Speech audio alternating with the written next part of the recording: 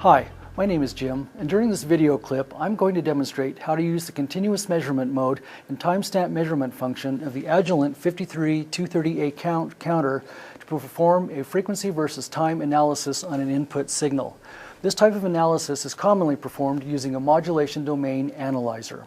The signal we are going to analyze is a 10 megahertz square wave FM modulated by a 6 kilohertz sine wave with 50 kilohertz of FM deviation.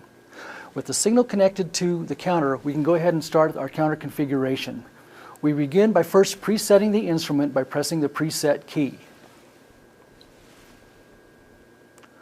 Once the preset is complete, we can go ahead and set the measurement mode. We press the advanced key and select continuous. Continuous allows us to obtain continuous gap-free timestamp measurements. We select the measurement function by selecting timestamp. Our sample rate will be 1 megahertz, which we will leave as the default value.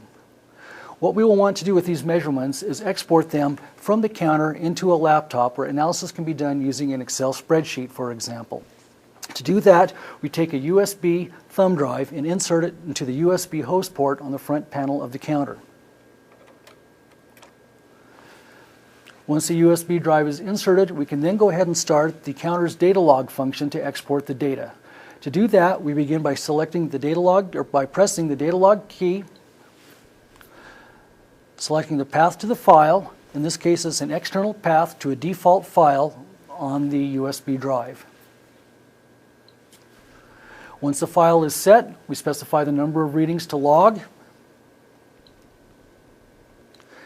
In this demonstration, we will go ahead and log 200 readings, so we set a count of 200 using the shifted numeric keys.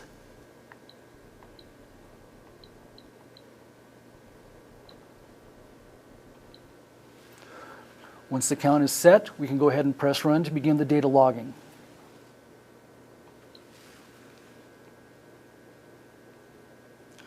The data logging has occurred, the measurements have been taken and stored in the file on the USB drive.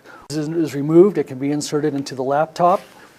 Using an Excel spreadsheet, the timestamp data can be analyzed and a plot of timestamp versus frequencies can be displayed within the spreadsheet as shown. It is important to note that the continuous gap-free measurement mode of the counter provides this type of analysis, not available on many counters of this class.